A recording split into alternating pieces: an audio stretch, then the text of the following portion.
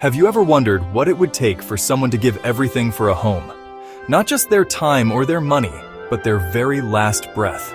It's a question that echoes through the ages, a question that finds its most powerful answer in the story of a great city and its final king. Imagine a place so magnificent, so important, that for over 1,000 years, it was called the Queen of Cities. This was Constantinople, a jewel set between Europe and Asia, the heart of an empire that carried the torch of ancient Rome long after Rome itself had faded.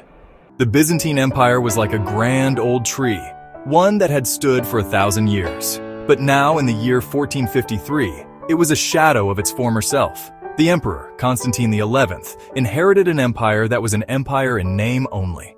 Constantine spent his reign desperately trying to mend fences, seeking help from the Catholic West in Europe. In Constantinople, they followed the Orthodox Church. In the West, they followed the Catholic Church. It's like two sides of a family that haven't spoken in years. The storm gathering on the horizon had a name: Sultan Mehmed II, the young, brilliant, and fiercely ambitious ruler of the Ottoman Empire. If Constantinople was the old wise tree, Mehmed was the wildfire, full of energy and purpose. He commissioned a Hungarian engineer to build massive cannons, true giants of bronze and iron. The largest, nicknamed the Basilica, took 60 oxen and hundreds of men just to move it. Constantine had, at most, around 7,000 soldiers to defend nearly 14 miles of walls. Mehmed commanded an army of at least 80,000 elite soldiers, including his fearsome janissaries. The siege began in early April 1453.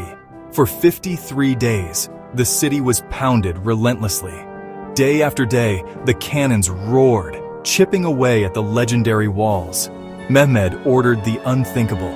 They would carry his ships over land, dragging 70 ships over a hill in a single night. Constantine was everywhere, on the walls, fighting alongside his men, his purple imperial boots covered in mud and dust. He helped carry rocks to mend the breaches, showing his people what it meant to be a Roman to the very last. A good captain is on the deck, working the ropes, getting soaked by the same waves as everyone else. Constantine XII was that good captain. When his advisors begged him to flee, Constantine asked, "How can I leave? If I leave, who will protect my people?"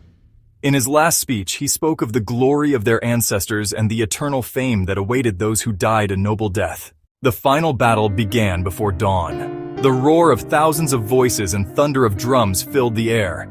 When a small gate was left unlocked and Ottoman soldiers poured through, panic spread like wildfire. Tearing off his purple imperial insignia, Constantine cried out, "The city has fallen and I am still alive!"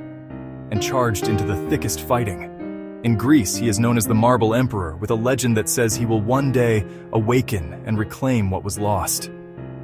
The question is not whether the Marble Emperor will ever awaken, but what ideals within us are waiting for their own moment to rise.